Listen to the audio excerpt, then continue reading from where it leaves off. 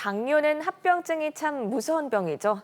그런데 당뇨가 50견을 부를 수도 있다는 사실 잘 모르시는 것 같습니다. 자세한 내용 건강365에서 확인하시죠. 어깨가 굳는 50견, 어떤 특징이 있을까요? 한 번 생기면 양쪽 어깨에 옵니다. 갑상선 질환도 위험인자인데요. 제일 중요한 건 당뇨 환자의 발병률이 5배나 높다는 겁니다. 아직까지 오십견의 원인에 대해서는 명확하게 밝혀지지 않았습니다. 하지만 당뇨 환자에서 10에서 36%의 빈도로 높은 확률로 나타납니다. 이에는 여러 가지 확설들이 있는데 체내 대사율 증가로 인했다는 설, 신경병변이라는 설, 심리적 요인이라는 설 등 여러 가지 확설들이 있어 이에 대해 추가적인 연구가 필요할 것으로 생각됩니다. 요즘은 젊은 환자가 늘면서 40견, 30견이라는 말이 생겼죠. 구부정한 자세와 부족한 운동량은 어깨를 약하게 만드는데요. 한편 50견은 다른 어깨 질환과 어떻게 구별할까요? 어깨 통증을 일으키는 것들론 여러 가지 종류가 있습니다. 그중 오십견의 학문적인 이름은 유착성 관절낭염으로 좀 더 풀어서 설명드리면 어깨 관절낭이 유착되고 염증 생기는 것을 말합니다.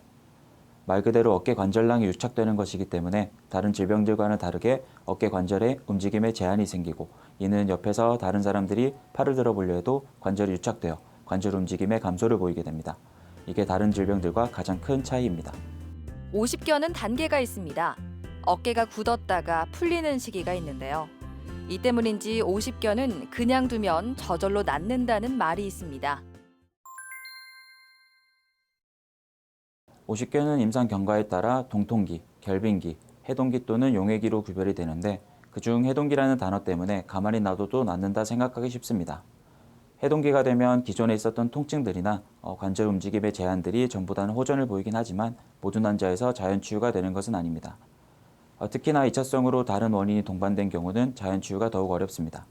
실제로 기존에 발표된 논문에 따르면 발병 후 약 2년 후에도 50%의 환자들에서 통증이나 강직이 동반되어 있다는 보고도 있는 만큼 적절한 시기에 치료를 받는 것이 중요하겠습니다. 스트레칭은 50견 예방에 도움을 줍니다. 그리고 따뜻한 찜질을 10분 정도 하는 것도 좋은데요. 하지만 어깨가 너무 아플 때는 강도를 낮추거나 쉬는 게 좋습니다. 건강365였습니다.